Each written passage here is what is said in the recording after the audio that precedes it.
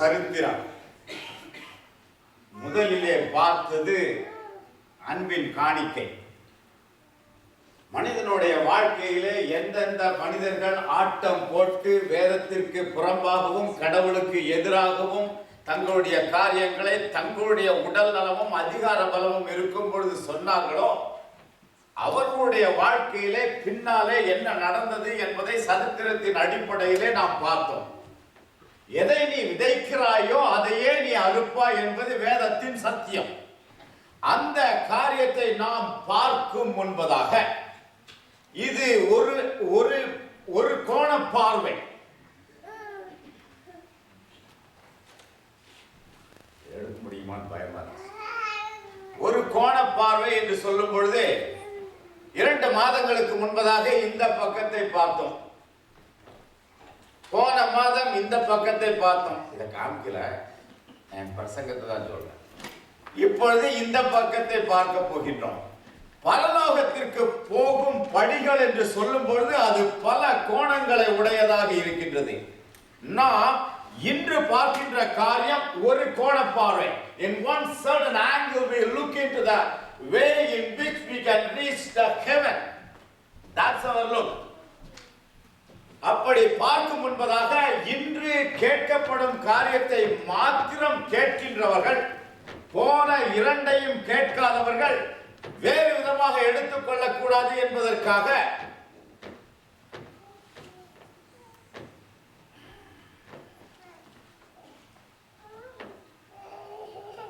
முன்பு நடந்ததை ஒரு நிமிடத்தில் சிறிதாக அலசி பார்க்க வேண்டும். முதலாவது பார்த்த ஒரு காரியம், 7 காரியங்களை கர்த்தர் வெறுக்கின்றார். அந்த வெறுக்கின்ற காரியங்களை நான் செய்தால் என் வாழ்க்கையிலே நான் எப்படி பரலோகத்திற்கு செல்ல முடியும் என்று ஒரு கேள்விக்குறியை எழுப்பி, if I do something what God hates, I cannot go to heaven, then I should not be doing. அப்படின்னு ஒரு வாரம் பார்த்தோம். அதுதான் 6+1 Proverbs 6:16-19 நம்ம பார்த்தது.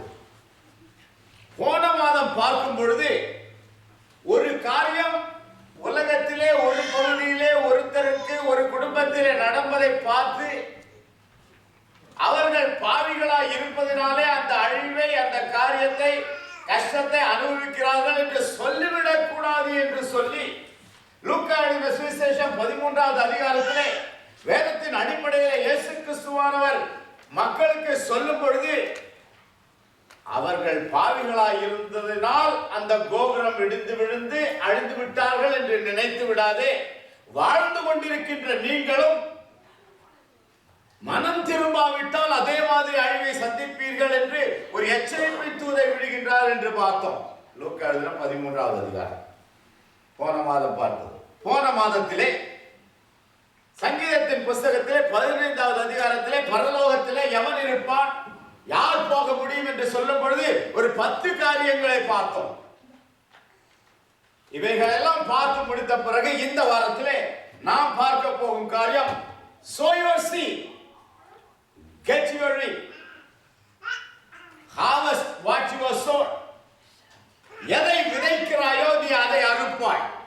யோபின் புஸ்தகத்திலே 4வது அதிகாரத்திலே 8வது வசனத்திலே தமிழிலே, நான் கண்டிருக்கிறபடி அநியாயத்தை உழுது தீவனையை விதைக்கிறவர்கள் அதையே அறுக்கிறார்கள். அநியாயத்தை உழுது தீவனையை அறுப்பார்கள். வாழ்க்கையிலே எதை விதைக்கிறாயோ அதையே அறுப்பாய் என்று வேதம் கூறுகிறது என்பதை மறந்து போக கூடாது. சில காரியங்களை அடுத்தவர்கள் வாழ்க்கையிலே நல்லபடியாக விதைத்தால் உன் வாழ்க்கையிலே அதை நல்லபடியாக அறுப்பாய். அவர்கள் வாழ வேண்டும் என்று விதைத்தால் உன் வாழ்க்கையிலே நீ வாழும்படியாக ஆண்டவர் அந்த காரியத்தை அறுக்கும்படியாக செய்வார். What you sow into the lives of others is the harvest you will reap tomorrow. இது காலம் காலமாக மனிதர்கள் செய்து இதை தன்னுடைய வாழ்க்கையிலே அனுபவித்துக் கொண்டிருக்கிறார்கள்.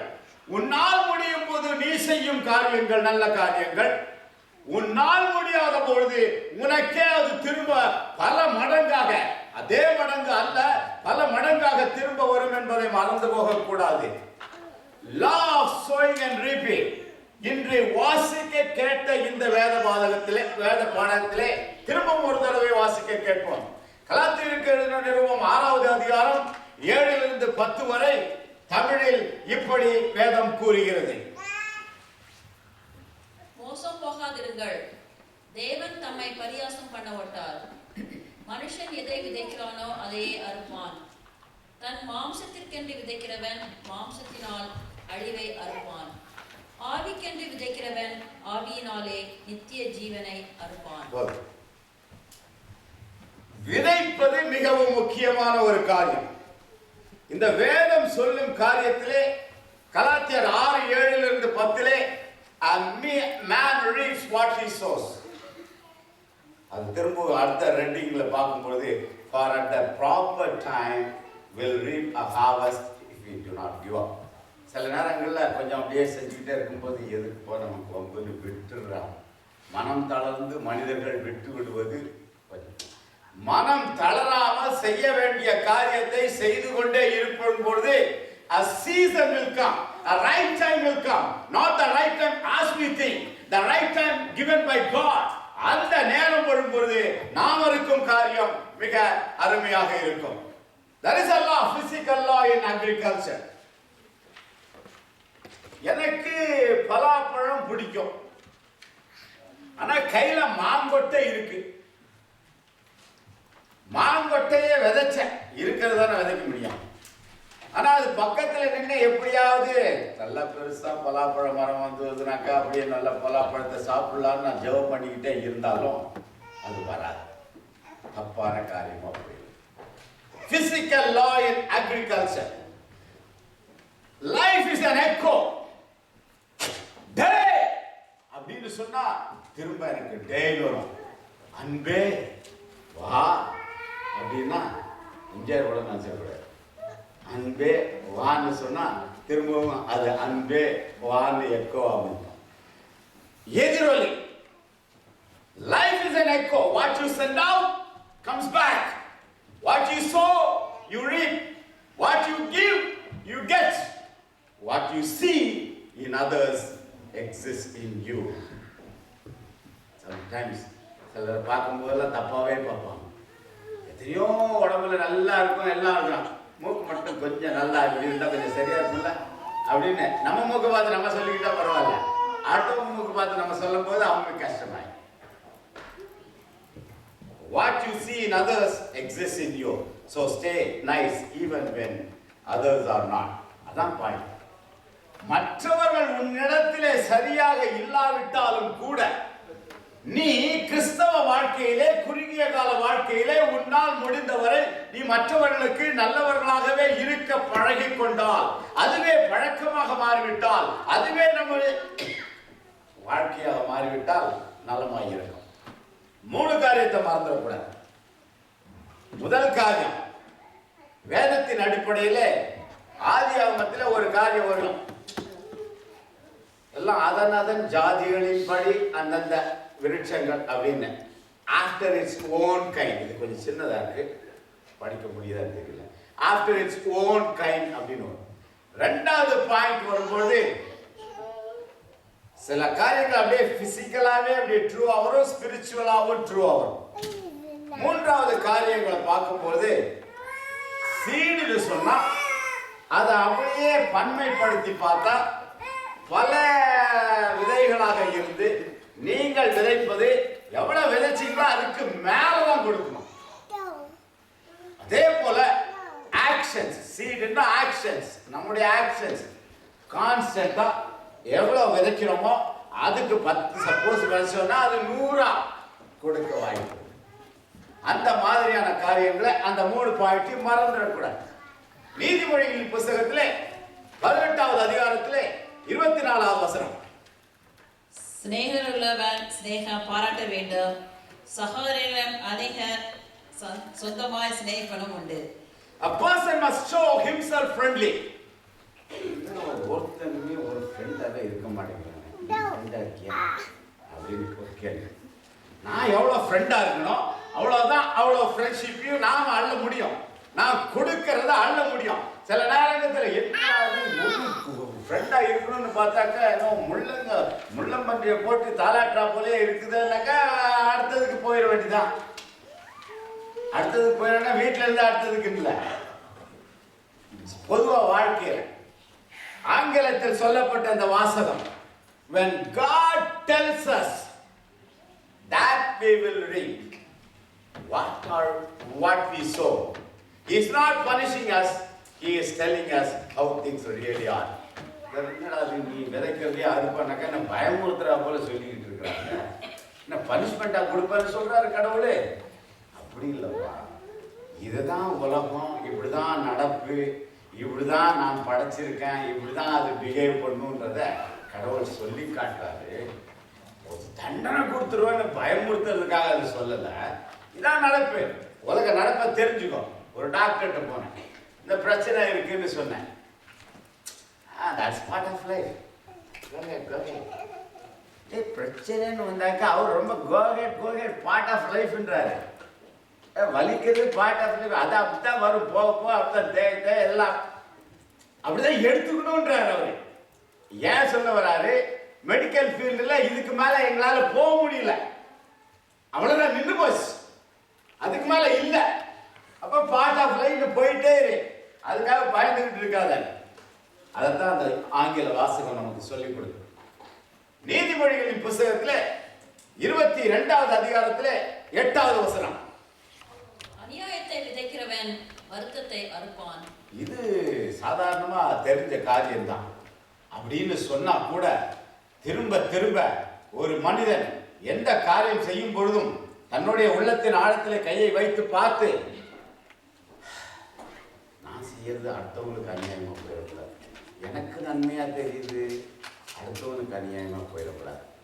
ஏசாயாவின் புத்தகத்திலே 3வது அதிகாரம் 11வது வசனத்திலே, துன்மார்க்கனுக்கு ஐயோ, அவனுக்கு கேடு உண்டாகும், அவன் கைகளின் பலன் அவனுக்கு கிடைக்கும். துன்மார்க்கனா இருந்தா சாதாரணமா தப்பிடலான்னு நினைக்க கூடாது. யாரா இருந்தாலும் சரி, எந்த மனிதனாக இருந்தாலும் சரி, நீ துன்மார்க்கமாய் இருந்தால் அதற்குரிய பலனை நீ அனுபவிப்பாய் என்று மறந்து போக கூடாது. ரோமருக்கு எழுதின நிருபம் 2வது அதிகாரம் 8லிருந்து 10 பார்க்கும் பொழுது,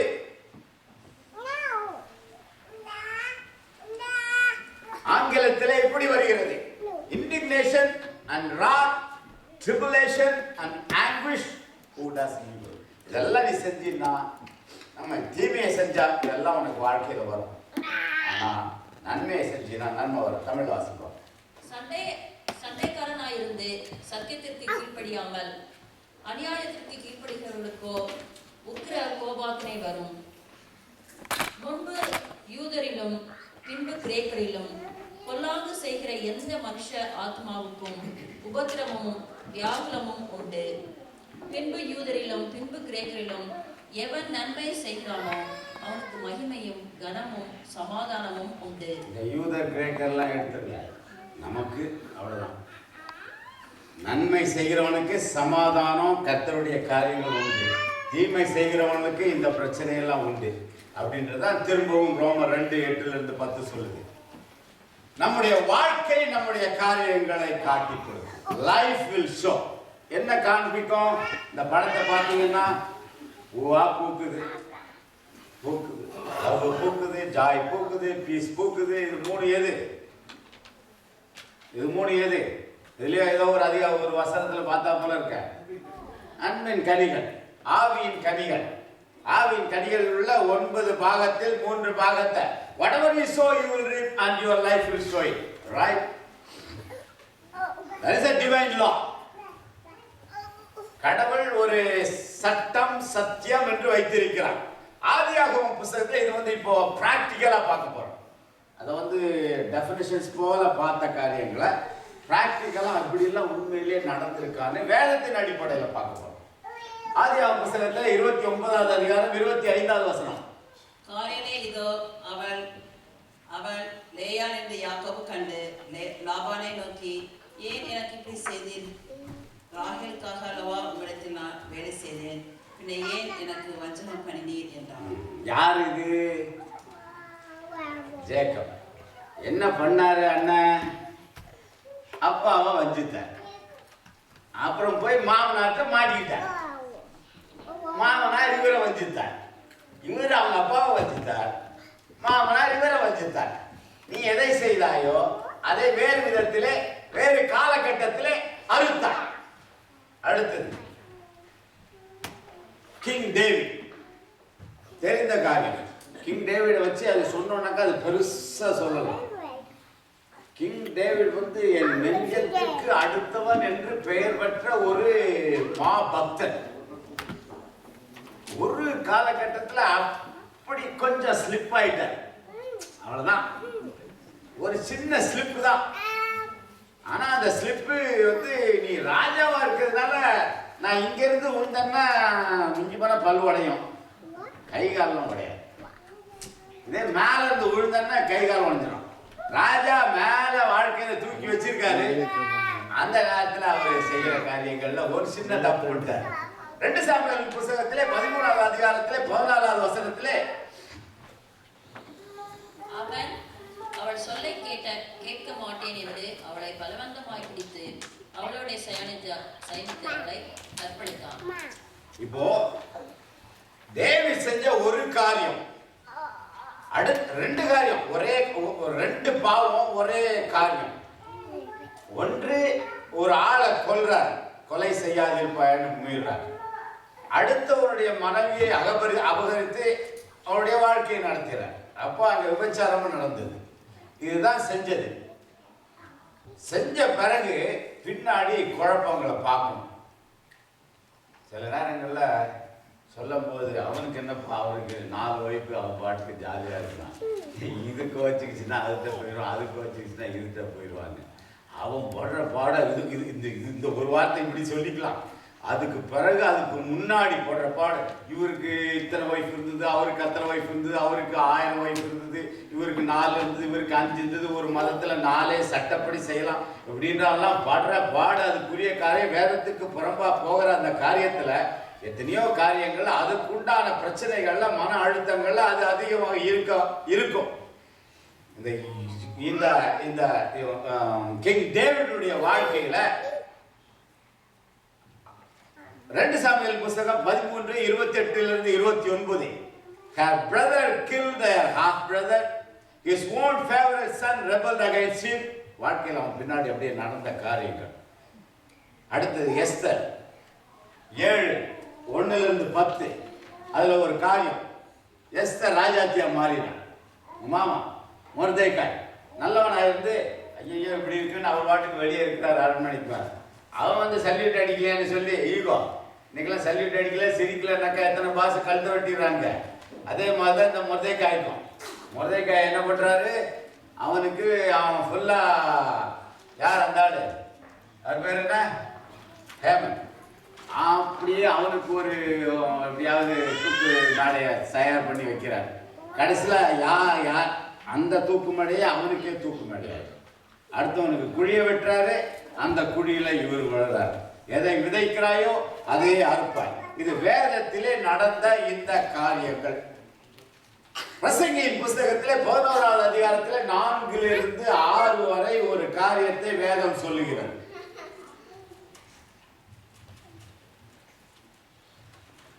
காற்றை கவனிக்கிறவன் விதைக்க மாட்டான், மேகங்களை நோக்கிறவன் அறுக்க மாட்டான். அப்படியே கொஞ்சம் ஒரு நிமிஷம் இருப்போம்.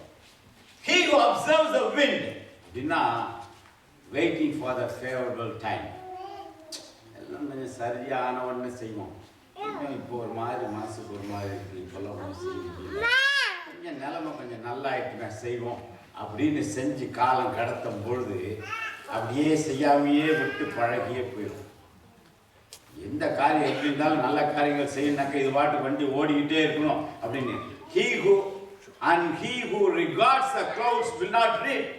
மேகங்களை பார்த்தான், காத்தை பார்த்தான், அவன் பாட்டுக்கு ஒண்ணி விதைக்கலன்னா அறுக்க முடியாது. அந்த மாதிரி. அடுத்தது 5. ஆவியின் வழி இன்னதென்றும் கர்ப்பவதியின் வயிற்றில் எலும்புகள் உருவாக்கும் விதம் இன்னதென்றும் நீ அறியாதிருப்பது போலவே எல்லாத்தையும் செய்த தேவனுடைய செயல்களையும் நீ அறியாய். மனுஷனா இருக்கவனுக்கு ஒரு லிமிட்டேஷன் உண்டு. இது எனக்கு விளங்குது, இதெல்லாம் எனக்கு விளங்கலையா, சுத்தமா விளங்கல, ஆனா நடக்குது. அதுதான் தேவனுடைய செயல்களை நீ அறியாய்னு வேதம் சொல்லுது. சில காரியங்கள் எனக்கு புரிந்து கொள்ள முடிகிறது, சில காரியங்கள் ஏன் நடக்கின்றது என்று புரிந்து கொள்ளவே முடியவில்லை. ஏன் இந்த நன்மையான காரியம் அதிகமாக இந்த நேரத்தில் நடந்தது என்று எனக்கு தெரியாது, தெரியவே இல்லை. ஏன் இந்த கெட்ட காரியம் நான் ஒன்றுமே செய்யாமல் இருக்கும் பொழுது இந்த காரியம் நடந்தது என்று என்னால் புரிந்து கொள்ள முடியவில்லை. திரும்ப அதை வாசிங்க. 5 ஆவியின் வழி இன்னதென்றும் கர்ப்பவதியின் வயிற்றில் எலும்புகள் உருவாகும் விதம் இன்னதென்றும் அறியாதிருக்கும் போலவே. 2 காரியத்தை கடவுள் சொல்றார். உனக்கு இதை நீ கண்ணில் பார்க்க, அது எப்படியா இங்கிருந்து வருது எப்படி போகுதுன்னு அது உனக்கு தெரியல. கர்ப்பவதியின் வயிற்றில் எலும்புகள் உருவாகுது எப்படின்னு அது உனக்கு தெரியல. அதே மாதிரி தேவனுடைய செயல்கள் நீ அறியாத முடியல. அப்ப நான் என்ன செய்யணும்னு சொல்றீங்க சாமின்னு 6வது வசனம் சொல்லு. காலையிலே உன் விதையை விதை. அவ்வளவுதான். காலையில உன்னுடைய விதையை விதை. உன் காரியத்தை ஆரம்பிச்சிரு. மாலையிலே உன் கையை நெகிழ விடாது. முடிஞ்ச வரைக்கும் எவ்வளவு ஸ்ட்ராங்கா செய்ய முடியுமா செஞ்சிரு. அதுவோ இதுவோ எது வாய்க்குமோ என்றும் இரண்டும் சரியாய் பயன்படுமோ என்றும் நீ அறியாயே. அதுவும் தெரியாது. காலையிலிருந்து சாயங்காலம் வரைக்கும் செய்யணும். அதுவா இதுவா என்ன நடக்கும் ஏது ஒன்றும் தெரியாது. செய்யறத செஞ்சிரு, மீதியை கடவுள் பார்த்துக்குவார். அவ்வளவுதான் நம்ம செய்ய முடியும். பிரசங்கியின் புஸ்தகத்திலே 11வது அதிகாரத்திலே 1வது வசனத்திலே ஒரு காரியம். நீ கொண்டு போய் உன் பிரெட்டை தண்ணியில போடு, பல நாட்களுக்கு பிறகு அதன் பலனை காண்பாய். தண்ணின்னா ஜனம்னு சொல்லுவான். உன்னுடைய காரியங்களை கொண்டு போய், நல்ல காரியங்களை கொண்டு போய் ஜனங்கள்கிட்ட விதை செய்யி, முடிஞ்ச வரைக்கும் செய்யி, விதை சொல்லு, பல நாட்களுக்கு பிறகு அதனுடைய பலனை காண்பாய் என்று வேதம் சொல்லுது. மனுஷனுடைய வாழ்க்கையில எண்டு விதின்னு சொல்றோம். ஸ்டார்டிங் பாயிண்ட் எண்ணம். நல்ல எண்ணங்கள் மைண்ட்ல வரும்பொழுது, அது வார்த்தையா வரும்பொழுது, அது ஆக்ஷனா திரும்ப வரும்பொழுது, அதே பழக்கமா மாறும் பொழுது, அது குணாதிசயமா மாறும் பொழுது அவனுடைய விதி நல்லா இருக்கும்பா அப்படின்னு சொல்லு. So thoughts become words and the words become your actions and your actions become your habits. Your habits become your character. Character become your destiny. அம்மா அப்பா படுத்து எழுந்திரிச்ச உடனே பெட்ஷீட்டை மடிச்சு போட்டு போ அப்படின்னு ஏன் சொல்றாங்க? அது ஆக்ஷன். உன் தலையெழுத்தையே அந்த சின்ன சின்ன ஆக்ஷன் தான் மாற்ற போகுது. ஆமா, நீங்க மடிச்சு போடாத போடுங்க அப்படியே ஓடிடுவோம்னா பெற்றோர்கள் சொல்றது சின்ன சின்ன காரியத்துல அந்த மாதிரி காரியங்கள்லாம் அப்படியே டெவலப் ஆகும். டெவலப் ஆகி தான் அப்படியே வரும். லைஃப் இஸ் an echo அப்படின்னு பார்த்தோம். When you send out, it comes back. What you sow, you reap. What you give, you get. What you see in others exists in you. Your life is an echo. இது நம்ம படிச்சத அது எக்கோவா 2வது வாட்டி பார்க்கணும். வாழ்க்கையில கடவுள் பிளஸிங்கையும் கர்சிங்கையும் இப்படி இருக்கு. நீ எதை போய் வாங்கிக்கிறையோ எடுத்துக்கிறியோ எடுத்துக்கோ. டியூட்ரானமி 30:19 உபாகமம்.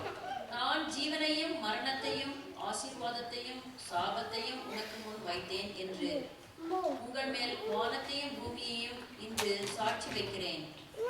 ஆகையால் நீயும் உன் சந்ததியும் பிழைக்கும்படிக்கு நீ ஜீவனை தெரிந்து கொள். உன் முன்னாடி பிளஸிங்கும் இதையும் காசும் இருக்கு. உன்னுடைய லேப்டாப்புக்குள்ளேயே பிளஸிங்கும் இருக்கு, அங்கதான் காசும் இருக்கு. எடுக்க வேண்டியது உன் பொறுப்பு. Choice is yours. You can go and see anything, take your life and make your life, or you can destroy your life. Right? So choosing the life.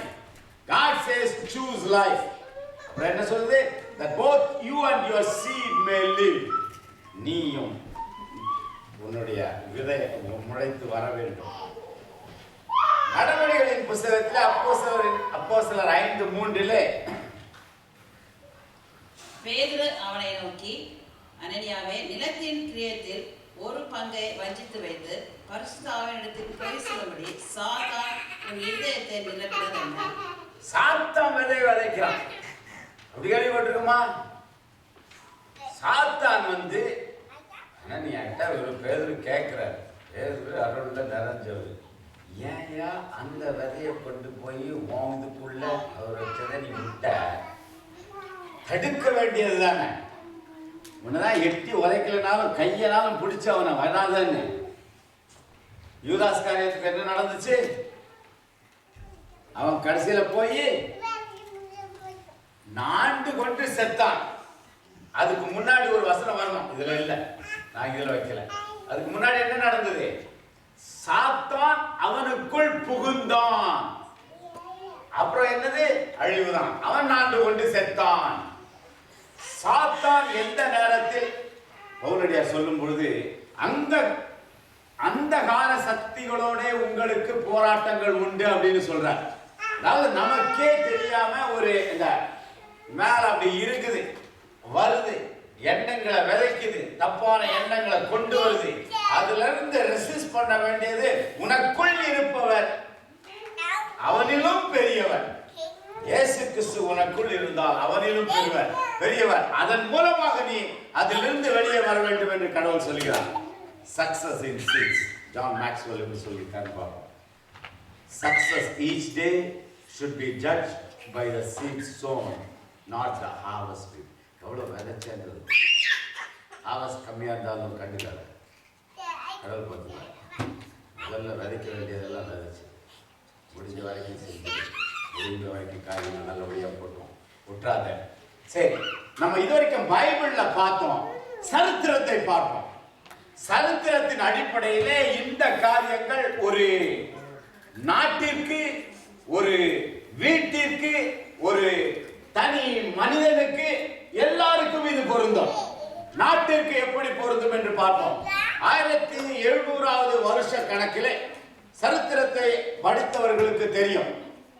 பிரான்ஸ்ல ஒரு பெரிய காரியம் வந்துச்சு. ரொம்ப ஆட்டம் போட ஆரம்பிச்சாங்க.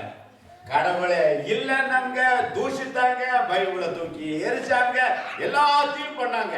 France became the center of publishing infidel, godless, humanistic literature. Literature அப்படியே பறக்குது. கடவுள் கிடையாது, அப்படி இப்படின்னு ஒரு மாதிரியா பயங்கரமா மக்களுக்கு இந்த மாதிரியான காரியங்களை அந்த நாடு செய்தது. அந்த நேரங்கள்ல எப்படி இருந்ததுன்னா France, sexual immorality was rampant. A high percentage of children born were born out of wedlock. Prostitution, infatuation, எல்லா சன்னியும் போட்டானாக்க அந்த நேரத்துல நாட்டின் தலைவர்கள் இந்த ஆட்டம் போட்டு பலவிதமான பத்திரிகைகளும் காரியங்களும் செய்து அந்த கடவுளையே ஒதுக்கி அவரே இல்லை என்று சொல்லி தங்களுடைய சொந்த அறிவை நம்பி அவர்கள் போட்ட விதை எப்படி அதை அறுத்தார்கள் என்று பார்க்கும் பொழுது, later that century they experienced the bloody French Revolution in which more than 1 million people were beheaded. 10 லட்சத்துக்கு மேல கழுத்து வெட்டினாங்க, சுட்டு கொல்லப்பட்டாங்க, தனிக்குள்ள போட்டு அமுக்கினாங்க. 13 ரெவல்யூஷன்ஸ் வந்தது 80 வருஷத்துல.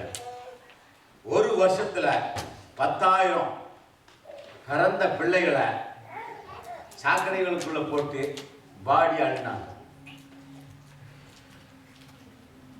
எதை விதைச்சாங்க? கடவுள் இல்லைன்றதை விதைச்சாங்க. எதை அறுத்தாங்க? சாவு, பிரச்சனை, ஒரே அராஜகம். அதுதான் அதே காலகட்டத்திலே இங்கிலாந்து நாட்டிலும் அமெரிக்கா நாட்டிலும் பக்திக்கு விதமான விதைகளை விதைத்தார்கள். அந்த நேரத்தில் tens of thousands were being saved. எத்தனையோ பேர் ரட்சிக்கப்படுறாங்க. The bars and saloons closed up in some communities. Close பண்ணி, பாரெல்லாம் தேவை கிடையாது, குடிக்கிறது தேவை கிடையாதுன்னு.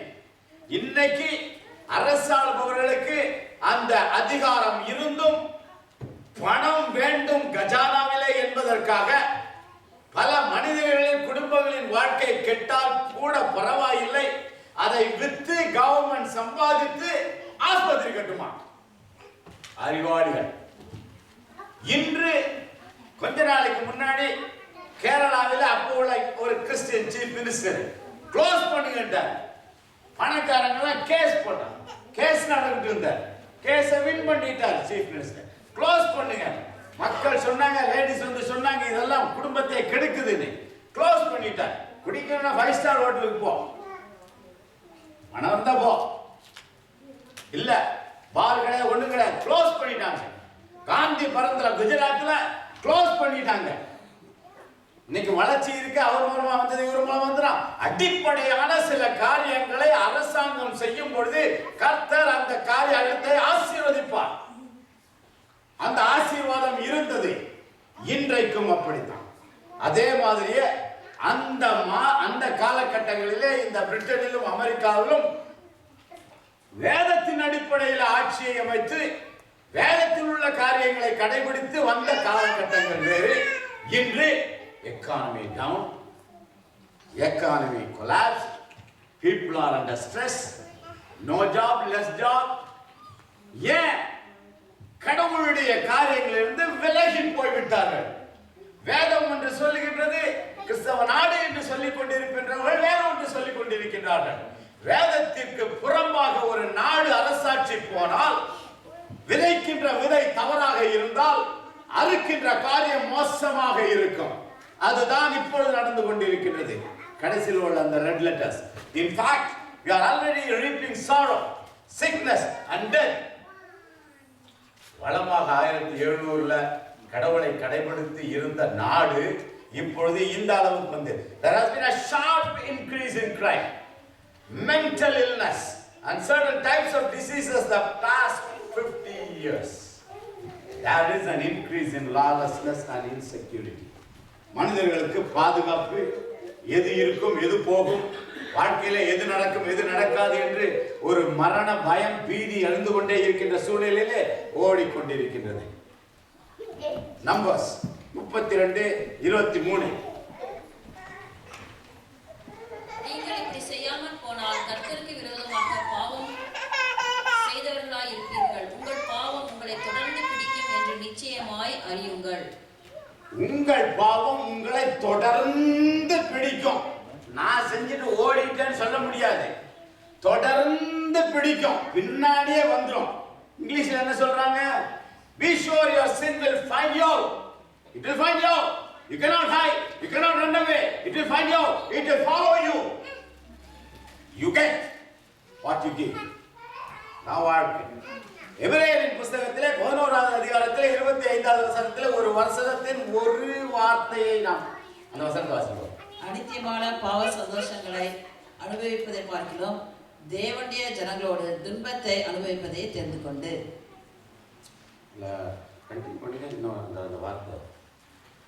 இனிவரும் பலன் மேல் நோக்கமாய் இருந்து எகிப்திலிருந்து பொக்கிஷங்களிலும் கிறிஸ்துவ நிமித்தம் வரும் நிந்தையை அதிக பாக்கியம் என்று எண்ணினான். இங்கிலீஷ்ல there is pleasure in sin but it adds the words for a season. கொஞ்ச காலம் எந்த பாவத்திற்கும் ஒரு காலம் உண்டு. கொஞ்ச காலம் சந்தோஷமா இருக்கிறார் போல் இருக்கின்ற கொஞ்ச காலம், அதன் விளைவு அழிவு கஷ்டம் என்பதை உணர்ந்து what goes around comes around. அதான் ஒரு வட்டம் போட்டு இந்த படத்தை பாருங்க, கேர்ஃபுல்லா பாருங்க.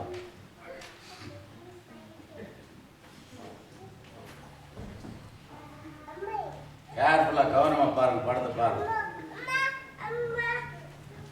ரொம்ப இன்டெலிஜென்ட்டா விளையாடுறவங்க எல்லாம் இருக்கிறாங்க வாழ்க்கையில, யாருக்குமே தெரியாதுன்னு வாழ்ற வாழ்க்கை.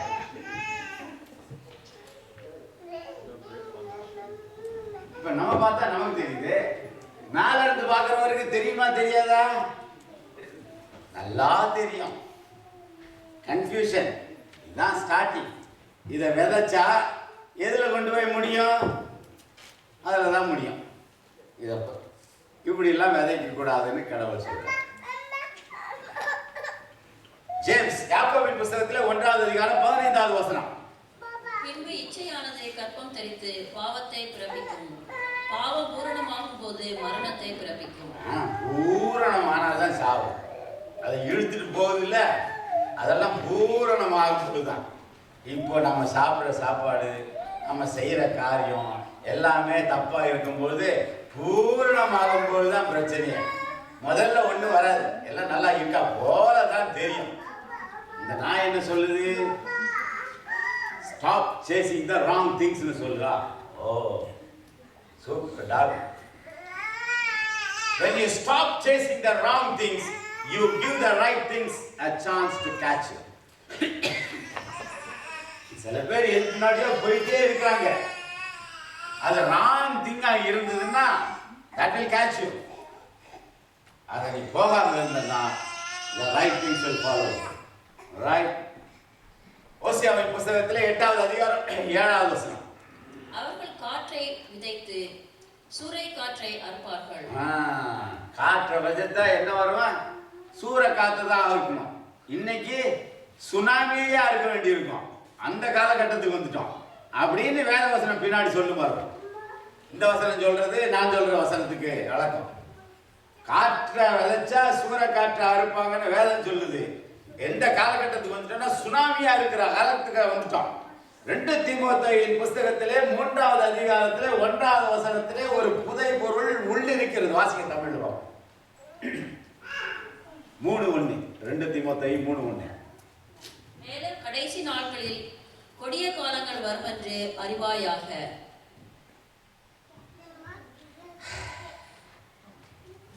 Just know that in the last days perilous times are hard to deal with. Time shall arrive. இப்போ இருக்கிற காரியங்கள் வர்றது very hard to deal with.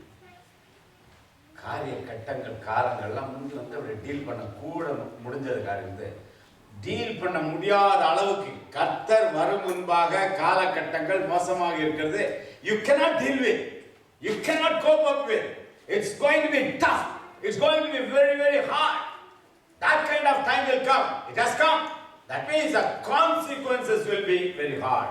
It's going to be very tough. Consequences will be very hard. எதை விதைக்கிறோமோ அதையே அறுப்போம். எதை விதைக்கிறோமோ அதையே அறுப்போம். வாழ்க்கையிலே நன்மையை விதைக்க முடிந்த நேரங்களிலெல்லாம் விதைத்தோம் என்றால் விதைக்க முடியும் காலங்களிலே விதைகளை அறுப்போம். இந்த காரியங்களை நாம் நல்லபடியாக எந்த நேரங்களிலெல்லாம் நாம் அதை நினைத்து பார்த்து நாம் விதைக்கும் காரியங்கள் அறுக்கின்ற காரியங்கள் சரியில்லை என்று சொன்னால் விதைத்தது சரியில்லையோ என்று யோசித்து பார்க்கிறேன். அறுப்பு சரியாவிட்டால் விதைப்பு சரியில்லையோ என்று யோசித்து பார்த்து விதைப்பை சரி பண்ணி கொண்டால் அறுப்பு சரியாக இருக்குமோ என்று பார்த்து கொள்ள வேண்டும். கர்த்தர் தாமே இந்த காரியங்களை ஆசீர்வதித்து நம்முடைய வாழ்க்கையிலே எப்பொழுதும் நன்மையான காரியங்களை செய்வாராக.